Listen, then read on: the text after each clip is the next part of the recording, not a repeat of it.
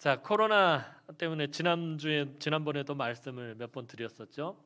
이 땅 가운데 하나님께서 코로나를 주심으로 인해서 너무나도 힘들고 어려운 시간들 지나가잖아요. 우리 소상공인들, 자영업자들 정말 힘들고요. 또 국민들도 불편한 게 여러 가지, 뭐 한두 가지가 아니고. 그래서 다들 믿는 사람들도 그러잖아요. 도대체 왜 이 코로나 때문에 그냥 힘들어 죽겠다고 우리들 입에서 그런 이야기들이 나오는데, 계속해서 말씀드리는 것처럼 하나님께서 코로나를 주셨을 때 분명히 목적이 있을 거예요. 그러니까 그 목적이 무엇인지를 묻는 것이 가장 중요한 거예요. 그래야지 문제가 해결되어지지, 이게 빨리 끝나기만을 바란다고 해서 문제가 해결되어지는 건 아닌 것 같아요.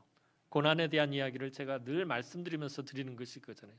고난이 빨리 해결되고 문제가 빨리 해결되고 고난이 빨리 지나가는 것이 중요한 것이 아니라, 하나님이 이 고난을 통해서 우리가 무엇을 배우기를 원하시는지, 무엇을 깨닫기를 원하시는지 그것을 알아내야 비로소 거기서부터 회복이 시작되고 또 하나님의 은혜가 시작되는 줄로 압니다. 코로나를 통해서 계속해서 제가 목회자로서 느끼는 것은, 한국 교회가 조금 더 하나님 앞에서 겸손해지기를 하나님 바라시는 것이 아닌지. 그동안 한국 교회가 뭐 엄청난 부흥을 해왔다라는 어떤 그런 것들에 사로잡혀가지고 교만해져 있었고, 너무 높은 자리에 있었고 낮아지지 못하고 있었던 것들에 대한 하나님이 어떤 교훈이 아닐까 하는 생각을 해보게 됩니다. 계속해서 교회가 한국 사회에서 뭔가를 요구하고 자꾸 교회의 어떤 그런 권리라든가 이런 것들을 요청하는 것이 아니라, 이 코로나 시대에 교회가 더 낮아지고, 사실 그렇잖아요. 지금 한국 교회가 이렇게 힘들고 어려운 시대에 이 사회에 아무런 영향력을 미치지 못하고 있는 거예요. 지금 분명히 뭔가 문제가 있다라는 거예요. 제가 볼 때는 교회가 겸손해져야 되는데, 더 낮아져야 되는데, 더 낮아져서 이 나라와 이 민족과 이 땅을 끌어안고 하나님 앞에서 엎드려 기도해야 되는데, 그러지 못하고 있기 때문에 그런 것이 아닌가. 그래서 겸손하다라는 것이 도대체 무엇인지에 대해서 우리가 좀 생각을 해봐야 돼요. 도대체 겸손하다라는 것이 무엇일까요? 겸손하다라는 것은 늘 말씀드리지만 낮아지는 거예요. 근데 그 낮아지는 게 뭐예요? 나의 권리, 나의 모든 것들을 내려놓는 거예요. 포기하는 것이에요. 이 세상의 구조는요, 모든 것들이 다 제한적으로 되어 있어요. 재화라든지 또 양식, 또 그 다음에 에너지, 모든 것들이 무한 공급되어지는 것이 아니라 정해져 있다는 거예요. 제한적이다라는 거예요. 그렇기 때문에 누군가가 더 가지게 되면 또 다른 누군가는 적게 가질 수밖에 없고, 그러니까 누군가가 권리를 주장하면 누군가는 그걸로 인해서 피해를 볼 수밖에 없는 것이 이 세상의 구조예요. 근데 겸손이라는 게 뭐예요? 내가 당연하다고 생각했던 권리들, 내가 당연하다고 생각했던 것들을 내려놓는 것, 그리고 그 자리에서 낮아지는 것을 말하는 거예요. 우리 주님은 하늘의 모든 권세, 하나님으로서의 모든 능력을 스스로 제한하시고 포기하시고 버리시고 이 땅 가운데 이 낮은 곳으로 내려오셨다는 거예요. 주님이 낮아지심으로 인해서 저와 여러분들이 생명을 얻게 되었다는 거예요. 주님이 겸손해지심으로 인해서 죽기까지 그 십자가에서 그 낮고 천한 곳까지 내려가심으로 인해서 저와 여러분들이 구원받게 되었다는 거예요. 결국에 우리 기독교는, 우리 그리스도인들은 낮아지는 바로 그곳에서 회복이 시작되어지는 것이고, 낮아지는 바로 그곳에서 생명의 역사가 나타나게 되어 있다는 거예요. 그러니 이 코로나 시대에 한국 교회가 어떻게 해야 되는 것입니까? 낮아져야 된다는 거예요. 겸손해져야 된다는 거예요. 그러지 않으면은 한국 교회는, 사실 하나님께서 원하시는 것은 그런 것일지 몰라요. 한국 교회를 통해서 이 코로나의 모든 문제들이 해결되어지기를, 한국 교회의 모든 성도들이 하나님 앞에 겸손하게 엎드려서 부르짖음으로 인해서 이 문제들이 해결되어지기를 하나님 원하실지 모르겠다는 거예요. 점점 하나님께 부르짖는 그 소리는 적어져가고, 교회는 겸손해지지 못하고, 이 시대에 우리가 어떻게 해야 될지 겸손에 대해서 다시 한번 좀 깊이 고민해보고 하나님 말씀 앞에 우리가 좀 엎드리는 그런 시간 되었으면 좋겠습니다. 오늘 본문 말씀을 통해서 겸손에 대해서 우리 다시 한번 살펴보고, 헌신과 섬김과 봉사에 대해서 좀 우리가 도전할 수 있었으면 좋겠습니다. 오늘 본문은 이스라엘의 소사사에 대한 기록입니다. 사사기에는 12명의 사사가 등장하는데 6명의 대사사와 또 6명의 소사사가 등장합니다. 근데 성경에는 소사사, 대사사 구분이 사실 없어요. 그런데 사사기의 구조를 이해하기 위해서 편의상 그렇게 부릅니다. 우리가 여러분들 사사기 이야기 많이 아실 거예요. 사사기 말씀도 많이 묵상하셨고. 그런데 우리가 사사기를 보고 나서 지금 여러분들에게 대표적인 사사가 누구냐, 또 머릿속에 떠오르는 사사가 누구냐고 물어보면 아마 제일 먼저 기드온이 아마 나올 테고, 그 다음에 삼손 얘기가 나올 테고, 그다음 조금 더 사사기를 몇 번 더 읽어보신 분들 같으면 드보라, 입다, 에훗, 온니엘 정도까지인지 나머지 6명은 사실 뭐 삼갈, 돌라, 야일, 입산, 엘론, 압돈 아마 듣도 보도 못하고 생각도 안 나는 그런 경우일 거예요. 보통은 아마 기드온 정도까지만 생각하고 기드온, 삼손 정도에 머물러 있을 것입니다. 그런데 이렇게 대사사하고 소사사하고 구분하는 거는, 대사사는 뭔가 막 엄청난 일을 했기 때문에 대사사, 소사사는 아무것도 한 일이 없고 그냥 작은 일을 했기 때문에 소사사로 그렇게 구분하는 것이 아니라, 선지서를 구분할 때 대선지서하고 소선지서로 구분하는 것처럼 그 사람에 대한 기록이 많으냐 적으냐로 구분을 하는 거예요. 그러니까 그 사사에 대한 기록이 많으면 그냥 대사사로 편의상 그렇게 부르고, 기록이 적으면은 그냥 소사사로 그렇게 구분을 한 것입니다. 오늘 본문에 2명의 소사사가 등장합니다. 돌라와 야일입니다. 앞서서 소사사가 한 명이 더 있었는데 삼갈이라는 사사는 이미 앞에서 이야기를 했고요. 사사기 3장에서 이야기했고요. 오늘 사사기 10장에서 또 다른 소사사 돌라와 야일이 등장을 합니다. 이 소사사들의 역할은, 앞선 시대의 사사가 누구였냐면 기드온이었어요. 기드온과 그의 아들 아비멜렉의 이야기와, 이제 이 2명의 소사사 뒤에 또 등장하는 입다라는 그 사사, 그 이야기 사이에 잠시 숨을 돌릴 수 있게 해주는 역할을 해주는 사사가 바로 이 돌라와 야일이라는 사사입니다. 기돈과 그 아들 아비멜렉의 폭풍 같았던 사건 뒤에 입다의 이야기도 또 엄청난 소용돌이를 일으키기 때문입니다. 돌라와 야일의 이 평온함은 마치 큰 폭풍이 정신없이 쓸고 지나간 뒤에 또다시 엄청나게 큰 폭풍이 일기 전에 고요함 같은 그런 것입니다. 이스라엘을 불쌍히 여기셔서 잠시 숨을 고를 수 있도록 하나님께서 베푸신 은혜의 시간이 바로 이 돌라와 야일의 사사로 있을 때입니다. 잠깐 그 배경 설명을 드리자면, 이 돌라와 야일 이전에 기드온이 사사로 있었는데, 기드온의 아들 이 아비멜렉이 이스라엘 왕이 돼서, 스스로 왕이 돼서 이스라엘을 다스리던 시대는 이스라엘이 하나님의 은혜와 하나님의 구원을 경험하기는커녕 오히려 이 아비멜렉에 의해서 압제를 당하고 그의 난폭하고 잔인함으로 많은 사람들이 피를 흘려야 했던 그런 어두운, 사사시대가 가뜩이나 어두운데 그 안에서도 더욱 어두웠던 시대였습니다.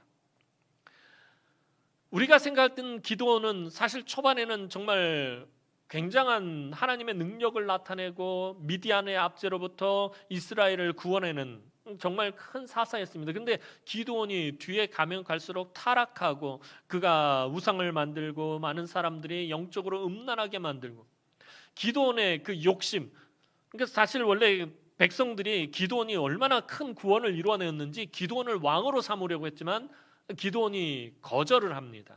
그러나 그의 마음속에, 기드온 마음속에 왕에 대한 욕심과 욕망이 있었다는 것, 무엇으로 알 수 있냐면 그의 아들 이름을 아비멜렉이라고 합니다. 아비멜렉의 이름의 뜻은 나의 아버지는 왕이시다라는 뜻입니다. 그런데 이 문제는 뭐냐면은 기드온에게는 70명의 아들이 있었고 또 첩을 통해서 아비멜렉이라는 아들을 낳습니다. 자, 70명의 아들을 낳는다는 것, 한 아내에게서 70명의 아들을 낳는다는 건 불가능한 것입니다. 아내가 굉장히 많아야만 가능한 일이고요. 또 70명의 아들을 두고 그들을 양육한다는 건 굉장한 부자여야만 가능하다라는 것입니다. 그러니까 사실 왕을 거절했지만 기드온은 왕 같은 삶을 살았던 사람입니다. 아내도 많이 두고 자녀들도 많이 두고, 그래서 온 이스라엘 안에서 자기의 권력을 쥐고서는 그렇게 살았던 사람이 기드온입니다. 그리고 그의 욕망과 욕심의 절정이 무엇이냐면 첩을 통해서 난 아들 아비멜렉이에요. 아비멜렉이라고 이름을 지면서 나의 아버지는 왕이시다라는 이름을 지은 목적이 무엇이겠습니까? 결국 기드온의 자신의 그 안에 숨겨진 욕망을 그 아들의 이름을 통해서 표현한 것이고요. 아비멜렉은 기드온의 욕심과 욕망을 그대로 물려받은 아들입니다. 그래서 그가 어떻게 하냐면은 아버지가 죽자마자 외가의 그 세력을 끌어들여 가지고 자기의 배다른 형제들 70명을 한 바위에서 다 쳐 죽여버립니다. 얼마나 잔인한 사람입니까? 비록 배는 다르지만 아버지의 형제들을, 자기 형제들을 다 죽여버려요. 막내 요단만 간신히 살아서 도망을 치고요. 그리고 자기 마음에 들지 않거나 자기에게 반대하는 세력들은 무조건 다 칼로 쳐서 진멸해버리는 아주 잔인한, 그리고 스스로 이스라엘의 왕이 되어서 그렇게 철혈 통치를 했던 사람이 바로 이 아비멜렉입니다. 기드온의 아들 아비멜렉이 이스라엘을 다스리던 시대는 정말로 힘들고 어려운 시대였습니다. 우리가 읽지는 않았지만 사사기 9장 22절에 아비멜렉의 통치에 대해서 성경은 아주 간단하게 기록하고 있습니다. 사사기 9장 22절 말씀 한번 보도록 하겠습니다. 사사기 9장 22절 말씀입니다. 시작. 아비멜렉이 이스라엘을 다스린 지 3년에. 아비멜렉의 통치에 대해서 아주 간단하게 이야기하고 있어요. 아비멜렉이 이스라엘을 다스린 지 3년에. 그러니까 아비멜렉이 딱 3년을 다스리고 죽었는데 이렇게만 기록하고 있어요. 그런데 여기서 이 몇 가지 정보를 찾아낼 수가 있어요. 이 다스린 지 3년 할 때 이 다스리다라는 그 번역한 말의 히브리어 원래 의미는 다투다, 싸우다, 투쟁하다라는 의미입니다. 그러니까 다시 말해서 아비멜렉이 3년 동안 이스라엘과 다투었다라는, 아비멜렉이 이스라엘을 다스린 지 3년이라는 말이 원래 가지는 의미는 아비멜렉이 3년 동안 이스라엘과 싸우고 다퉜다라는 그런 의미인 것입니다. 이게 아비멜렉의 통치예요. 아비멜렉의 통치는 뭐냐면 이스라엘과, 하나님의 백성인 이스라엘과 다투고 싸운 것이 전부였다라는 것입니다. 아비멜렉이 왕이 되어 올바르게 통치하여 그 땅이 평온했던 것이 아니라 아비멜렉이 자기의 욕심과 욕망을 채우기 위해 다툼과 싸움과 사륙으로 계속해서 얼룩져 있었다라는 것입니다. 그로 인해 이스라엘은 아비멜렉으로 인해 크게 상처를 입고 있었습니다. 그래서 아비멜렉 이후 이스라엘은 구원을 받아야 할 필요가 있었습니다. 아비멜렉으로 인해 받은 상처, 아비멜렉으로 인해 받은 아픔들을 치유해야 할 필요가 있었다라는 거예요. 아비멜렉은 이스라엘을 괴롭게 한 다른 이방 족속과 같은 족속으로 사실 성경은 그렇게 취급하고 있어요. 아비멜렉, 기드온의 아들이잖아요. 그럼 이스라엘 사람이잖아요. 그런데 사사기 기자는 아비멜렉을 이스라엘 사람으로 인정하지 않는데요. 왜? 하나님의 백성은 이스라엘을 고통스럽게 하고 이스라엘과 다투고 이스라엘을 대적한 사람, 하나님의 백성을 대적한 그냥 그런 이방 족속으로 취급하고 있다라는 거예요. 하나님은 지금까지 사사기 안에서 이스라엘을 괴롭게 하고 고통스럽게 한 이방 족속들에게서 구원하셨던 것처럼 아비멜렉의 잔인함과 난폭함으로부터 상처받은 이스라엘을 구원하셨다라는 것입니다. 이 하나님은 이스라엘을 불쌍히 여기시고 2명의 사사를 보내서 이스라엘을 치료하시고 회복시키시고 구원하시기로 하셨습니다. 하나님은 오늘 본문에 등장하는 소사사인 돌라와 야일에게 바로 이 일을 감당하게 하셨습니다. 이 2명의 소사사의 이야기는 둘이 합쳐서 5절밖에 되지 않지만 그래도 이 둘은 상처와 아픔으로 고통받던 이스라엘의 아주 중요한 역할을 감당하도록 하나님께 부름을 받은 사사들이었습니다. 먼저 돌라의 이야기를 한번 살펴보도록 하겠습니다. 돌라의 이야기는 아주 짧게 기록되어 있어요. 딱 2절, 오늘 본문 보니까 1절과 2절 2절로 기록이 되어 있어요. 1절, 2절 말씀 한번 보도록 하겠습니다. 1절, 2절 말씀입니다. 시작. 아비멜렉의 뒤를 이어서 이사갈 사람 도도의 손자 부하의 아들 돌라가 일어나서 이스라엘을 구원하니라. 그가 에브라임 산지 3일에 거주하면서 이스라엘의 사사가 된 지 23년 만에 죽음에 장사되었더라. 자, 돌라에 대한 이야기는 아주 짧게 1절, 2절 이렇게 2절로 기록되어 있어요. 이 2절 안에서 돌라에 대한 정보를 찾아내고 그리고 돌라에 대한 이야기를 이렇게 파악을 해야 돼요. 자, 돌라의 기록은 3갈 다음으로 가장 짧은 소개예요. 3장 30, 사사기 3장 31절 보면은 3갈에 대한 이야기는 하는데 3갈은 한 절밖에 없어요. 그런데 돌라는 2절이나 뭐 3갈이나 돌라나 거의 뭐 거기서 거기에요. 아주 짧은 소개로 기록이 되어 있어요. 그런데 자, 돌라의 이야기에서 중요한 것은 아비멜렉의 뒤를 이어라는 거예요. 1절 처음 시작할 때 아비멜렉의 뒤를 이어 이 돌라가 이스라엘을 구원하니라라는 거예요.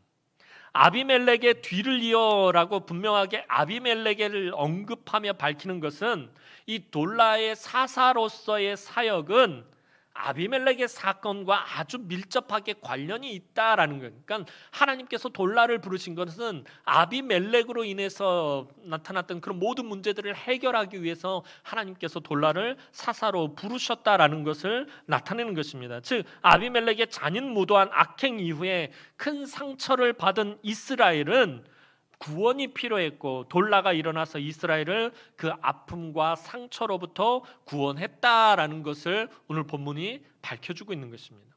그런데 보통 구원하다라는 말은 그냥 구원하다라는 말만 한 마디만 쓰이는 것이 아니라 그 말에는 항상 같이 나오는 말이 있어요. 무엇으로부터 누구로부터 구원하다 구원받다라는 그런 의미가 담겨져 있습니다.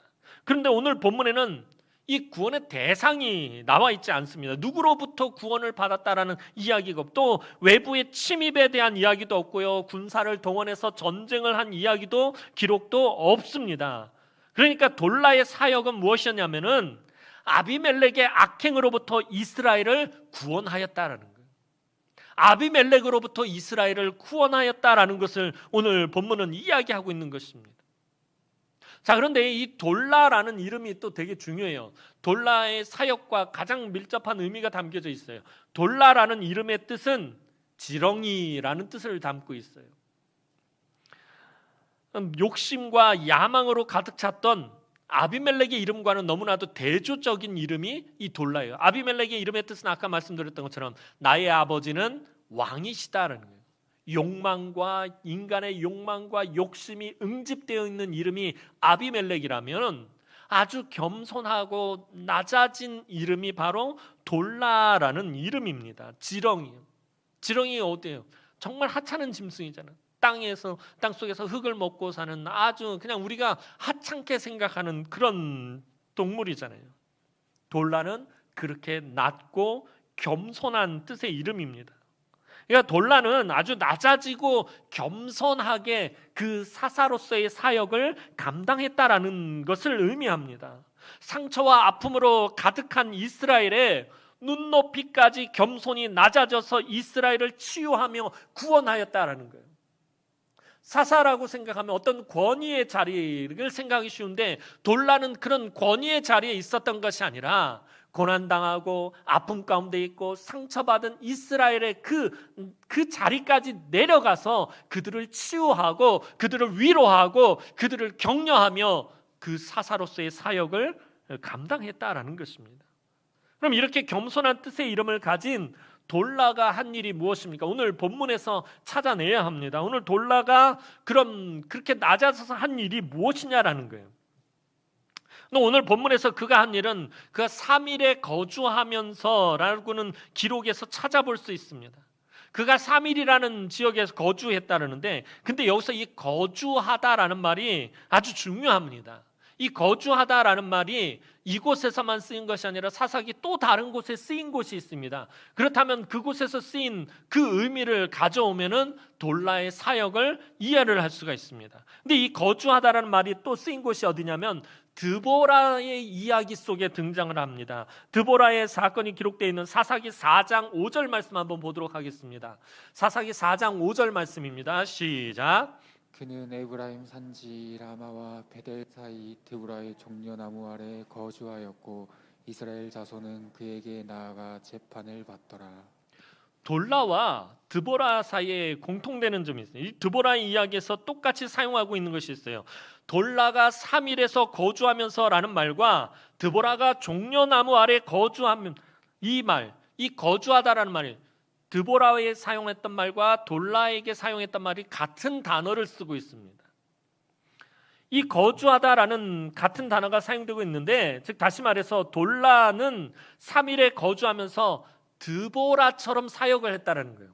드보라가 드보라의 종려나무 아래서 한 일이 무엇입니까? 그곳에서 하나님의 율법과 하나님의 말씀으로 백성들을 재판하고 백성들을 하나님의 말씀으로 가르치고 그 말씀대로 살도록 이끌었던 사사가 드보라입니다. 그러니까 돌라가 한 일이 무엇이에요? 3일에서 거주하면서 3일에서 백성들을 하나님의 법과 하나님의 말씀에 따라 재판하며 아비멜렉이 불법을 행함으로 무법천지처럼 망가져버린 이스라엘을 영적으로 회복시키는 일을 했다라는 것입니다.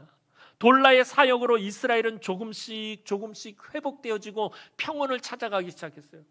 아비멜렉에 의해서 완전히 망가지고 상처받고 상처투성이가 돼버린 이스라엘을 이 돌라가 하나님의 말씀을 들고 찾아가서 그들의 눈높이까지 낮아지게 겸손히 그들을 섬기고 헌신하고 말씀으로 위로하고 격려하면서 그렇게 이스라엘을 회복시키는 일을 돌라가 감당했다라는 것입니다. 이것을 오늘 본문에서 찾아볼 수 있는 것입니다. 오늘 우리가 신앙생활, 교회에서 신앙생활하면서 교회 안에서 참 많이 상처받은 사람들, 아픔과 고난 가운데 있는 사람들을 보게 됩니다. 요즘 우리 교회 보면 사실 잘 알려지지 않아서 그렇지 환우들이 너무 많아요. 아픈 사람들이 참 많이 있어요. 그런데 우리가 교회 안에서 이렇게 힘들어하고 아파하고 상처받은 교우들을 그냥 내버려 두어서는 안 된다라는 것입니다. 오늘 본문 말씀이 우리에게 교훈하는 것은 우리 모두가 돌라와 같이 낮은 자리에서 겸손하게 섬기며 보듬어주며 말씀으로 위로해주고 또 기도해 주어야 한다는 거예요. 상처받은 사람의 눈높이에 맞추어 주어야 한다는 거예요. 고난당한 사람의 그 눈높이에 맞추어서 우리가 섬겨야 한다는 거예요. 그게 겸손이라는 거예요. 사실 제가 우리 교회에 와서 참 안타까운 것 중에 하나가 무엇이냐 하면은 금요 기도회 때 같은 경우에 보면은 기도 제목이 잘 올라오지 않아요. 아픈 사람들, 아픈 환우들에 대한 기도 제목이 올라오지 않아요. 왜냐하면 본인들이 그것을 원하지 않기 때문에 그래요. 제가 서울에서 사역을 할 때는 부교육자로 있을 때는 금요 기도회 때 되면 기도 제목이 얼마나 많이 올라오는지 몰라요. 누가 뭐 암에 걸렸다든지 누가 아프다든지 누가 수술했다든지 누가 중병에 걸렸다든지 누가 입원했다든지 그러면 째까닥 금요 철야 때마다 기도 제목이 다 올라오는 거예요. 그럼 담임 목사님과 함께 모든 성도들이 그 밤에 그것을 놓고서는 얼마나 부르짖는지 모릅니다. 제가 우리 교회 오기 전에 마지막으로 있었던 교회 부교육자였던 그 교회는 10,000명이 넘는 교회예요. 금요 철야 때 뭐 한 1,000명이 넘는 성도들이 모여가지고 그 아픈 사람들 이름 불러가면서 막 부르짖어 기도하는 거예요. 기도의 능력을 막 체험해요. 금요 기도회 때. 아픈 사람들이 치유되어지고 문제가 해결되어지고 이런 것들을 막 체험을 하게 되는 거예요. 그래서 더 뜨겁게 모여서 기도하는 거예요. 그러면. 근데 우리 교회는 제가 아쉬운 게 그게 안 돼. 기도 제목이 안 올라와. 제가 기도를 같이 하고 싶어도 본인이 원하지 않는 거예요. 그래서 지난 7년 동안 왜 그럴까 하고 제가 곰곰이 살펴봤더니 누군가 아프다라는 이야기가 나오면 우리가 그 문제를 놓고 같이 아파하면서 같이 기도하고 그래야 되는데 이게 이제 말이 막 돌다 보면 그 말 때문에 상처를 받는 거예요. 아픈 사람이 오히려 상처를 받게 되는 거예요. 그러니까 이게 안 알려지는 거를 오히려 더 원하게 되는 거예요. 교회 안에 알려져봤자 이 사람 저 사람 입에 오르락 내리락 하다가 말이 이상하게 와전되고 또 그것 때문에 상처받고 그럴 바에는 차라리 안 알려지는 게 낫겠다라고 생각을 하게 되는 거예요. 그렇잖아요. 이상하게 누가 아프거나 누가 문제가 생기면은 그걸 우리가 긍휼히 여기고 그리고 그 문제를 가지고 함께 막 내 가족처럼 여기면서 기도해야 되는데 우리는 그걸 가지고 판단을 하기 시작을 합니다. 그 문제를 왜 판단을 하는지 모르겠어요. 그냥 그걸 판단하게 되면 그러다 보면 그걸로 인해서 상처받게 되고 그러니까 알리지 않게 되는 거예요. 그러니까 함께 기도하지 않는 거예요.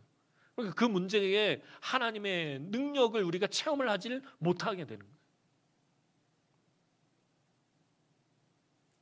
아까 말씀드렸잖아요.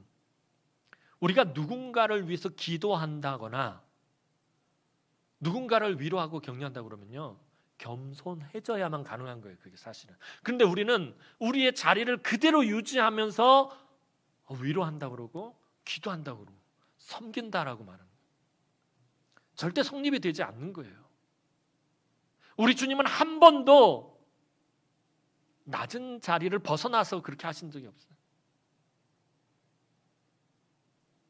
그러니까 우리가 아픈 사람을 위해서 기도한다든지 혹은 고난 가운데 있는 성도들을 위로하고 격려한다든지 그러기 위해서는 우리가 낮아져야 된다는 거예요. 사실은 겸손해져야 된다는 거예요. 나의 위치, 나의 권리, 나의 주장, 나의 생각 모든 것을 내려놓고 포기하고 그 사람의 고난의 그 눈높이까지 내려와야만 우리가 비로소 그 사람을 위로할 수 있고 격려할 수 있고 기도해 줄 수 있다는 거예요.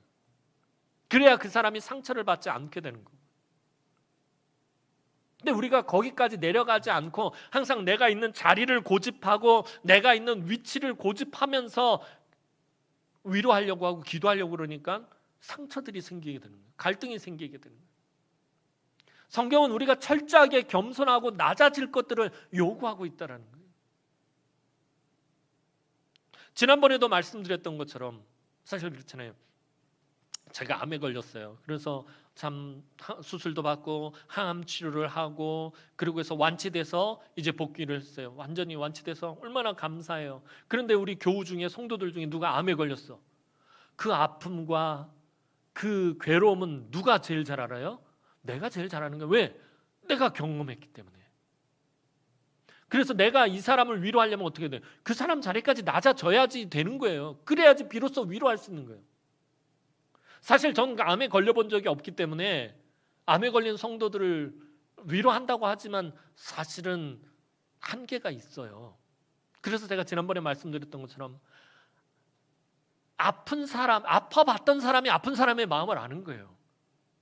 여러분들 아파봤던 경험이 있는 분들은 아픈 사람을 대할 때요 그 자리까지 낮아져서 그 사람을 위로하고 격려하고 기도해야 돼요. 더 부르짖어 기도해야 돼요. 그게 얼마나 고통스러운지 알잖아요. 그럼 하나님 앞에서 그 고통스러운 마음을 그대로 가지고 하나님 앞에 그게 기도해야 돼요. 그게 겸손한 거예요. 그게 낮아진 거예요. 그러지 않으면 절대로 하나님의 은혜와 능력의 역사가 나타나지 않게 되는 거예요. 우리가 신앙생활하면서 자꾸 다른 사람을 내 믿음의 잣대로 판단하고 잴 때가 많아요. 왜 이렇게 신앙생활을 못하는 거지? 왜 예배에 열심히 나오지 않는 거지? 왜 봉사하지 않는 거지? 왜 헌금하지 않는 거야? 왜 11조 생활하지 않는 거지? 왜 기도도 못하는 거지? 왜 나처럼 하지 못하는 거야? 우리가 다른 사람을 판단할 때 알게 모르게 그 기준이 되는 게 뭐예요? 결국에는 자기 자신이에요. 전에 말씀드렸던 것처럼 우리가 왜 다른 사람을 판단하고 다른 사람을 왜 비판하게 되죠? 다른 사람을 비난하거나 비판할 때요 상대적으로 내가 의로운 사람처럼 여겨져요. 상대적으로 내가 믿음이 좋은 사람이라고 착각을 하게 된다는 거예요. 그게 하나님 앞에서 교만인 거예요. 겸손은 뭐예요? 그걸 내려놓는 거예요. 다른 사람 판단하는 걸 내려놓는 거예요. 다른 사람 아픔을, 다른 사람의 고난을 있는 그대로 받아들이는 거예요. 그래야 우리 비로소 하나님 앞에서 제대로 엎드릴 수 있게 되는 거예요. 그리고 거기에 하나님의 놀라운 회복의 역사가 나타나는 것입니다. 사람마다 받은 은혜가 다 다르고요. 사람마다 믿음의 분량이 다 다릅니다. 그런데 자기가 세운 기준에 맞지 않다고 해서 의아해하고 판단하고 정죄하고 책망하는 것은 옳지 않습니다. 그것은 우리가 바리새인이 되는 것입니다. 바리새인들은요 자신들이 세워놓은 율법적인 기준에 조금이라도 맞지 않으면 모두 정죄하고 다 죄인 취급했어요. 믿음의 분량이 적은 사람은 그 믿음의 분량에 맞게 위로하고 격려하고 이끌어 주어야 합니다. 내 믿음의 높이로 올라오지 못한다고 책망하고 야단친다고 해결되지 않습니다. 상처받고 넘어진 사람의 그 마음과 그 자리에서 그를 이해하고 도와주어야 한다는 거예요. 내 위치에서 판단하는 것이 아니라 그 사람의 위치로 가서 그 사람을 이해하고 그 사람을 이끌어 주어야 한다는 거예요. 그래야 회복이 시작되고 치유가 시작되고 그리고 믿음이 자라고 성장할 수 있게 되는 것입니다. 그래서 누군가를 위해 기도하거나 위로해 주거나 격려할 때는 우리 주님처럼 낮은 자리로 내려와서 겸손하게 해야 한다는 것입니다. 낮은 자리에서 회복이 시작되기 때문에 우리 주님 한 번도 높은 자리에 올라가신 적 없어요. 우리 주님 붙잡히시는 그 밤까지 붙잡히시기 바로 그 직전까지 허리에 수건을 두르시고 제자들의 발을 씻어 주셨던 분이 우리 주님이에요. 겸손의 모범을 항상 먼저 보이셨어요. 그리고 주님이 보이신 그 겸손의 그 자리에서 생명의 역사가 시작되었죠. 회복의 은혜가 시작되었다라는 것입니다. 바로 그런 의미로 하나님께서는 돌라를 부르셨던 것입니다. 돌라는 그렇게 사역을 한 것입니다. 그래서 아비멜렉으로 인해 받은 상처들이 회복되어지고 이스라엘이 평온해지기 시작한 것입니다. 두 번째로 야일에 대해서 한번 살펴보도록 하겠습니다. 야일도 돌라와 마찬가지로 아주 간략하게 기록되어 있어요. 그런데 돌라보다는 한 절이 더 많아요. 세 절을. 3절부터 5절까지 기록이 되어 있어요. 3절에서 5절 말씀 다시 한번 보도록 하겠습니다. 시작. 그 후에 길르앗 사람 야일이 일어나서 22년 동안 이스라엘의 사사가 되니라.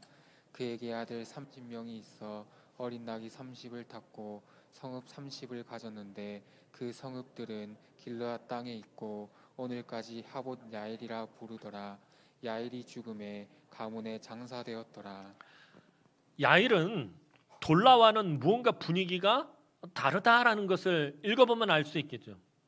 뭔가가 좀 달라요, 분위기가. 야일의 아들 30명이 어린 나귀 30마리를 타고 성읍 30개를 소유한 모습은 그 당시가 많이 평안해지고 풍요로워졌음을 볼 수 있어요. 그런 정보를 알 수 있어요. 그러니까 돌라의 사역으로 인해서 이스라엘이 참 많이 평온해지고 또 좀 살만해졌다라는 거예요. 그 결과가 야일의 아들 30이 어린 나귀 30을 타고 30의 성을 소유한 모습에서 살펴볼 수 있어요. 그런데 야일 때는 돌라 때와는 좀 그 방향이 좀 이상한 곳으로 흘러가고 있음을 볼 수 있습니다. 돌라는 이스라엘을 구원하였다라고 기록하고 있는데 야일에게는 그 말을 사용하고 있지 않아요.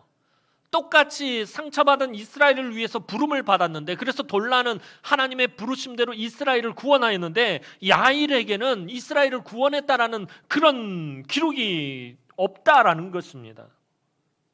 돌라에게는 자녀가 몇 명이 있었는지 언급하고 있지 않은데 야일은 30명을 두었다라고 말하고 있습니다. 이름도 돌라가 지렁이라는 뜻인데 야일이라는 이름의 뜻은요, 여호와께서 빛을 발하시리라, 하나님의 빛이 나타나다라는 그런 뜻을 가진 이름이 야일이에요. 이름만 놓고 본다면 야일의 이름 얼마나 좋은지, 정말 대단한 이름이에요. 돌라는 그 이름대로 겸손하게 이스라엘을 치유하며 자신의 사명을 잘 감당했어요. 하지만 야일은 그 이름처럼 살지는 못했다라는 것을 오늘 본문을 보면 알 수가 있어요. 그를 통해서 하나님의 구원의 역사가 나타나지 않고 있어요. 야일이 많은 아들을 두었다라는 것을 보면, 아까 말씀드린 기드온이 70명의 아들을 두기 위해서는 많은 아내가 있어야 돼요. 야일이 30명의 아들을 두려면 많은 아내가 있어야 됐다라는 거예요. 또 그 아들을, 그 가정을 유지하려면 야일이 굉장히 돈이 많아야 돼, 부자여야 했다라는 것입니다. 당시에는 아주 큰 부자만이 개인 소유의 나귀를 둘 수 있었어요. 야일의 아들들이 어린 나귀를 한 마리씩 탔다라는 것은 개인 소유 나귀를 가지고 있었다는 건 굉장한 부자였다라는 걸 의미해요. 이 당시에요, 나귀는요 보통 공동 재산일 때가 많았어요. 그거를 개인이 소유한다는 건 굉장한 부자예요. 예수님 당시의 사건을 통해서도 알아볼 수 있어요. 예수님이 마지막에 그 예루살렘 입성하실 때 사건, 나귀를 타고 입성하실 때 사건을 설교하면서 예전에 말씀을 드려서 기억을 한번 더듬어 보시기 바랍니다. 예수님이 예루살렘 건너편, 제자들을 보내서 건너편 마을에 매어 있는 나귀를 끌고 와라. 그리고 누가 물으면 주가 쓰시겠다 하라 할 때 그 나귀의, 성경은 그 나귀의 임자들이라고는 말하고 있어요. 주인을 복수형으로 쓰고 있어요. 그러니까 예수님이 타고 예루살렘에 입성하신 나귀는 어떤 사람의 개인 소유의 나귀가 아니라 그 마을의 공동 소유의 나귀였다라는 거예요. 가난한 마을이 돈이 없어서 그 마을 사람들이 돈을 모아서 그 마을의 사람들이 일을 할 때 같이 쓰려고 공동 소유로 했던 그 나귀를 예수님께서 그 마을 사람들의 섬김을 받으면서 입성을 하셨다라는 거예요. 그런데 그러한 나귀를 야일의 아들들이 하나씩 타고서는 각 성읍을 다스리고 있었다라는 거예요. 야일의 아들들이 탔던 어린 나귀를 오늘날로 치면 에쿠스라는 말과 같은 말입니다. 이 에쿠스는 라틴어인데요, 말에 속하는 모든 짐승을 일컫는 단어가 이 에쿠스인데 주로 어떤 때 쓰느냐 하면 개선 장군의 말을 나타낼 때, 장군이 전쟁에 나가서 승리하면서 돌아올 때 타고 오는 말을 에쿠스라고 불러요. 우리나라 모 자동차 회사에서 내놓은 차 중에 에쿠스라는 이 차가 있는데 그 뜻이 뭐냐면 개선 장군의 말이라는 뜻입니다. 그러니까 야일의 아들 30명의 아들이 에쿠스 30을 타고 30성읍을 다스리는 권세와 부귀가 있었다라는 것을 오늘 성경은 우리에게 정보를 주고 있어요. 그러니까 야일의 아들들이 부와 권력 지향적으로 나아가고 있었다는 거예요. 그러니까 야일의 사사로서의 그 모습이, 앞에 돌라는 하나님 앞에서 겸손함으로 그 사역의 방향성이 잡혀서 그렇게 나아가고 있었는데, 이 야일과 야일의 아들들은 이 권력과 부지향적으로 그 사역이 방향성을 잡고 있었다는 거예요. 이런 모습은 이스라엘의 미래가 이제 또다시 어두워질 것을 암시하고 있는 것입니다. 이 야일의 이야기 뒤이어 어떤 사건이면 이제 사사 입다의 스토리가 시작이 되어지는데, 입다의 사건을 살펴보면 알겠지만 야일의 아들들 30명은 각자의 에쿠스를 타고 자기 성읍에서 호의호식하면서 찌질하게 갑질하고 있었다라는 거예요. 결국에 이들이 곧 다가올 고난, 암몬이 대대적으로 이스라엘을 침략을 해오는데, 길르앗 땅을 침략해올 때 이때 이 고난의 준비가 전혀 되어 있지 않다라는 것을 오늘 보여주고 있는 것입니다.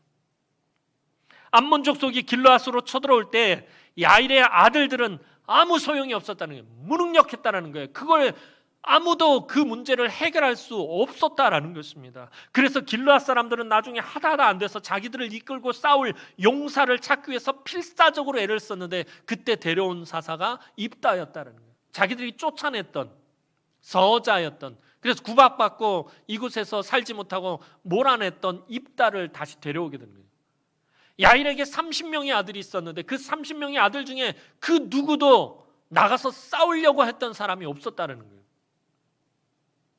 아주 무기력하고 아주 무능력했다는 거예요. 부와 권력을 지향했던 사람들이 하나님 나라에서는 아주 무능력했다는 거예요. 쓸모없는 자들이 되어버렸다라는 것입니다. 돌라에 의해서 회복이 되었던 이스라엘은 야일의 시대를 지나며 여전히 평온하기는 했지만 변질되기 시작했다는 거예요. 삶의 목적이 세상적인 기준으로 세워지게 되었다라는 것입니다. 부귀와 명예와 권세를 추구하였어요. 하나님이 왜 나를 부르셨는가, 여기 이런 생각보다 어떻게 하면 내가 손해보지 않고 어떻게 하면 내가 잘 먹고 잘 살 수 있을까만을 생각하게 되었다라는 거예요. 돌라는 하나님이 나를 왜 부르셨을까? 이 힘들고 어려운 시대, 아비멜렉에 의해서 완전히 처참하게 무너진 이 시대에 하나님 나를 왜 부르셨을까? 그 하나님의 부르신 목적을 구하면서 그는 겸손하게 낮아지며 사역을 했는데, 야일은 그러지가 않았다는 거예요. 하나님이 나를 왜 부르셨을까를 생각한 것이 아니라, 이렇게 힘들고 어려운 시대에 어떻게 하면 내가 잘 먹고 잘 살 수 있을까? 어떻게 하면 이때 내가 성공할 수 있을까? 이것을 생각했다는 거예요. 내가 잘 먹고 잘 살려면, 아까 설교 서두에 말씀드렸던 것처럼 내가 잘 먹고 잘 살려면요, 누군가 다른 사람의 희생이 있어야 된다는 거예요. 이 땅의 재화는 제한적이에요.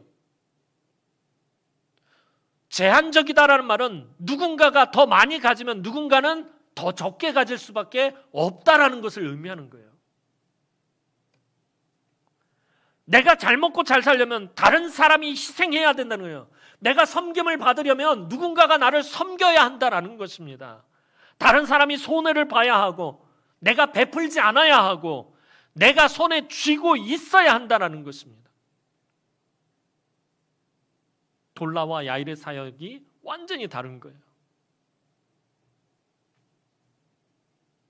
내가 희생하지 않고 내가 섬기지 않고 내가 베풀지 않고 내가 계속해서 쥐고 있고 내가 계속해서 고집스럽게 그 자리에 머물러 있으려고 한다면 머지않아서 사사시대와 같은 어둠의 시간이 찾아오게 된다라는 것입니다.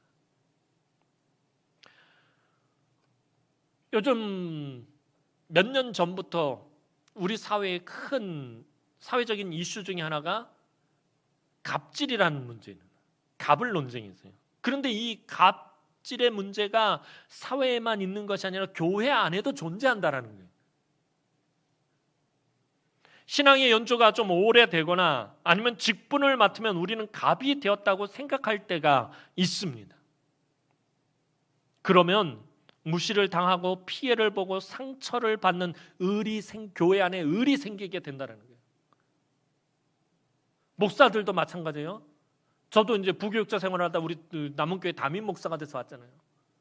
담임 목사라는 직분을 받으면 목사들도요, 자기도 모르게 갑이라는 위치에 있다라고 생각을 하게 되버린 거예요. 성도들도 마찬가지예요. 장로가 되고 권사가 되고 안수집사가 되면 교회 안에서 자기의 위치가 갑이 되었다라고 물론 우리가 그렇게 생각은 하지는 않지만 저도 그렇게 생각하지 않고 여러분들도 그렇게 생각하지 않지만 자기도 모르게 그런 생각이 밑에 자리를 잡게 되어버린다라는 거예요. 그럼 문제는 뭐냐면 교회 안에 을이 생기게 된다라는 거예요. 누군가 아까 말씀드린 거예요. 누군가 갑의 자리로 가면 누군가는 반드시 을의 자리로 가게 되어 있다라는 거죠. 공동체가 깨어질 수밖에 없다는 거예요. 우리 주님이 핏값으로 세우신 이 교회는 절대로 갑의 자리에 을의 자리에 있을 수가 없는데 그게 생기게 되어버렸다라는 것입니다. 교회 안에 갑이요? 분명히 있습니다. 그런데 먼저 부름을 받은 자들이 하나님 나라의 갑입니다. 그런데 하나님 나라의 갑의 사명은요, 높아지는 것이 아니라 섬김을 받는 것이 아니라 대접을 받는 것이 아니라 오늘 돌라사사처럼 낮은 곳에서 겸손히 섬기고 헌신하는 것이 바로 갑의 사명이라는 거예요. 하나님 나라의 갑의 사명이라는 거예요. 세상의 갑은 갑질하고 을을 괴롭히는 것이에요. 그런데 하나님 나라의 갑은 그것이 아니다라는 거예요. 하나님 나라의 갑의 사명에 대해서 우리 주님이 분명히 명령하셨어요. 말씀하셨어요. 우리 주님 한 번도 갑질하신 적 없어요. 갑의 자리에 계신 적, 세상 최대의 갑이신 분이 절대로 그 갑의 자리에 계시지 않았다라는 거예요.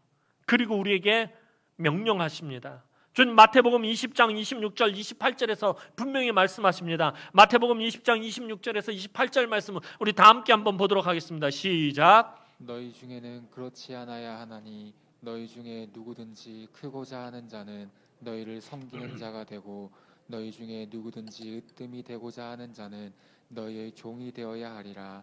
인자가 온 것은 섬김을 받으려 함이 아니라 도리어 섬기려 하고 자기 목숨을 많은 사람의 대속물로 주려 함이니라. 이게 바로 하나님 나라의 갑의 사명이에요. 주님이 명령하신 갑의 사명이에요. 하나님 나라에선 갑이 되려면 낮아져야 된다는 거예요.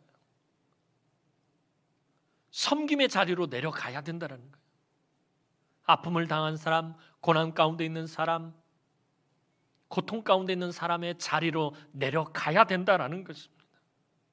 그러라고 저와 여러분을 우리 주님께서 부르신 것입니다.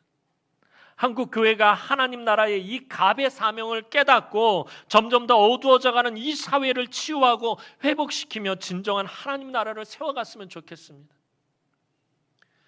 벌써 코로나 사태가 벌어진 지 2년이 돼가고 있는데 이 2년의 기간 동안 한국 교회가 이 사회에 온전한 영향력을 미친 것이 하나도 없어요.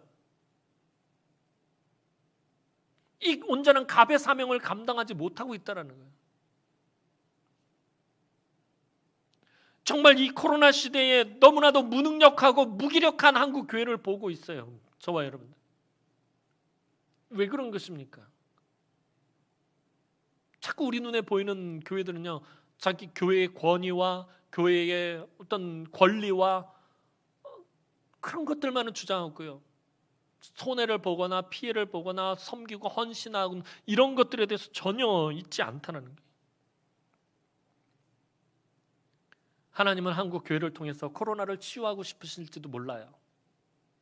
하나님 맘만 먹으시면 오늘 말씀만 하시면 없으니 하나님께서 이 땅에 창궐하고 있는 모든 코로나는 다 없어져라라고 말씀하시면 그 순간 다 없어져 버릴 수 있어요. 그런 능력을 가지신 분이 계속해서 한국 교회를 바라보시면서 원하시는 것이 무엇이겠느냐라는 거예요. 사랑하는 성도 여러분, 오늘 우리 남은교회가 크지는 않지만 지난 70년 동안 이런저런 많은 대소사의 일들이 있었어요. 험악한 세월을 보내기도 했고요. 그리고 많은 성도들이 힘들고 어려운 시간을 지나가고요. 또 말 못할 고민으로 힘든 시간 속에 있습니다. 성도들이 회복되고 우리 교회가 부흥하기 위해서는 모든 성도가 낮은 자리에서 겸손히 섬기고 헌신해야 한다는 거예요. 말 못할 고민으로 힘들어하고 괴로움과 고통 가운데 있는 성도들을 방치하거나 내버려둬서는 안 된다는 거예요. 아까 말씀드렸던 것처럼 우리가 낮은 자리에서 그들을 끌어안고 하나님 앞에 부르짖어 기도해야 돼요. 하나님 앞에 더 겸손해져야 돼요. 그래야 회복의 역사가 우리 가운데서 시작되고요, 또다시 부흥의 불길이 다시 타오르게 된다는 것입니다. 우리 주님이 공생의 기간에 가장 많이 하신 일이 뭐예요? 바로 무릎을 꿇고 엎드리는 일이었어요. 주님은 끊임없이 계속해서 낮아지셨어요. 그 낮아지심의 최고 절정이 뭐예요? 십자가예요. 가장 흉악한 죄인이 지어야 할 형벌인 십자가 형벌을 지는 곳까지 우리 주님은 낮아지셨다는 거예요. 거기까지 겸손해지셨다는 거예요. 바로 그 십자가, 가장 치욕스럽고 가장 낮아지고 가장 천한 그 십자가에서부터 생명의 역사가 시작돼서 오늘 저와 여러분들이 영생을 받게 된 거 아니에요. 그곳에서부터 회복의 역사가 시작되고요, 그곳에서부터 부흥이 시작되어지는 것입니다. 오늘 우리 남흥의 모든 성도들이 하나님 앞에서 겸손하게 엎드려 이 나라와 이 민족을 위해서, 또 한국교회에서 우리 교회 위해서, 또 우리 서로를 위해서, 우리 성도들 서로를 위해서 겸손히 엎드려 부르짖어 기도했으면 좋겠습니다.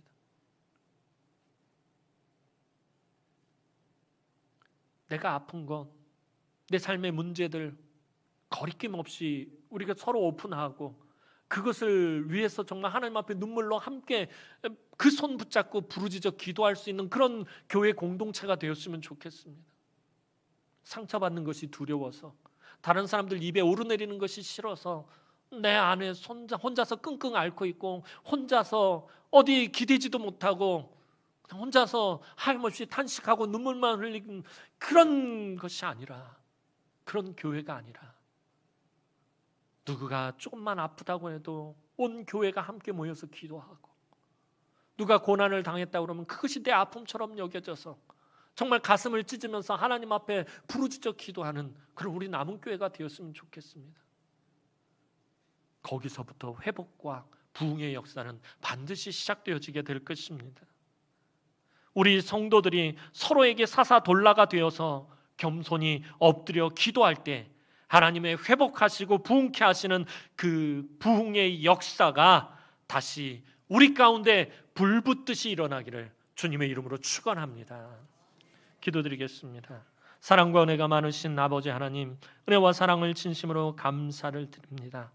주님의 몸된 이 교회가 정말 하나님 앞에 겸손히 낮아지고 엎드려져서 모두가 서로를 품에 품고 하나님 앞에 부르짖어 기도하는 오늘 돌나와 같은 그 사명을 감당하는 이 교회가 되어지게 하여 주옵소서. 나라와 민족을 품고 한국 교회를 품고 우리 교회를 품고 우리 성도들을 품고 하나님 앞에 겸손히 엎드려 부르짖어 기도할 때 회복의 역사가 하나님 이곳에서부터 시작할 수 있도록 하나님 은총을 베풀어 주옵소서. 감사드렸고 예수님의 이름으로 기도하옵나이다.